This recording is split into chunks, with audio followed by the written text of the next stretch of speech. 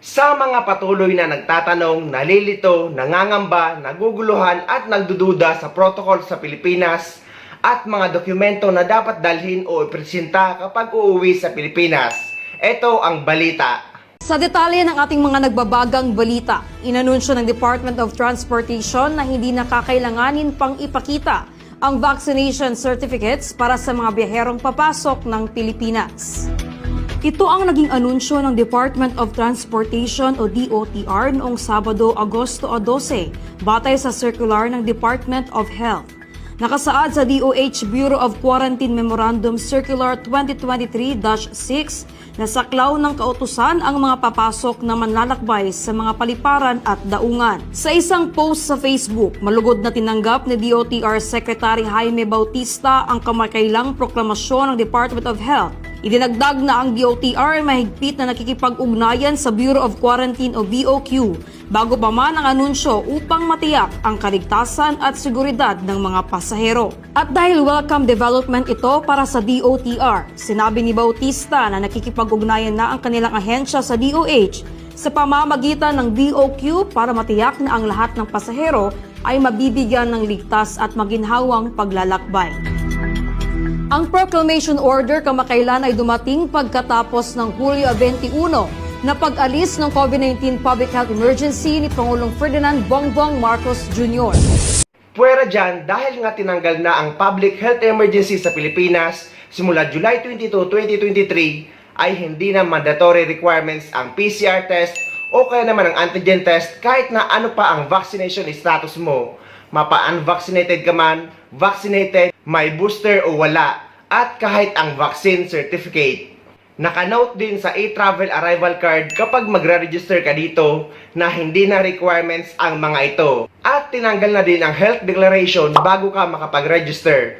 So maluwag nang makakauwi sa Pilipinas ang mga pasahero, turista man o OFW kahit na bakunado ka or hindi. Sa mga hindi naman marunong or walang idea sa pagre-register sa e-travel arrival card na kailangan kapag uuwi sa Pilipinas, ay meron akong step-by-step guide video na ilalagay ko sa description ng video na ito.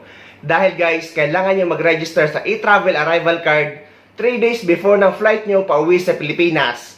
Kahit anong araw guys, basta within 3 days bago ang flight nyo. At para hindi na rin kayo malayo, ay idudugtong ko na rin dito ulit ang mga requirements pauwi sa Pilipinas at pabalik sa ibang bansa.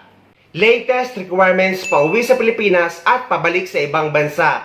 Napakaraming nagre-request ng video na ito dahil nag-aalala sila na baka daw may pagbabago na naman sa mga requirements pauwi sa Pilipinas at pabalik sa ibang bansa ngayong August. At kung pareho lang daw ba yung protocols nung isang buwan na hindi na kailangan ng PCR test o kaya naman ng antigen test para sa mga unvaccinated OFW na pauwi sa Pilipinas. Ang sagot, yes guys, hindi na mababago ang protocol sa Pilipinas dahil formal na itong inanunsyo ng ating Pangulo at inalis na ang public health emergency sa Pilipinas. At kahit sa e-travel registration guys ay nakanote na hindi na requirements ang PCR test or antigen test pati ang vaccine certificate kahit anuman ang vaccination status nyo. So, eto ang mga dokumento na kailangan nyong dalhin pauwi sa Pilipinas at pabalik sa ibang bansa. Unahin muna natin yung mga requirements pauwi sa Pilipinas. So, dahil nga hindi na kailangan ng PCR test o kaya naman ng antigen test at pati ng vaccine certificate, ang kailangan nyo lang dalhin o representa kapag pauwi sa Pilipinas ay ang inyong e-travel arrival card QR code, ang inyong passport at ang inyong ticket. Pero take note, gaya ng Saudi at sa Taiwan at hindi ko alam baka sa ibang bansa pa ay required ito. At may additional requirements sila na exit at re-entry visa kapag uuwi kayo sa Pilipinas.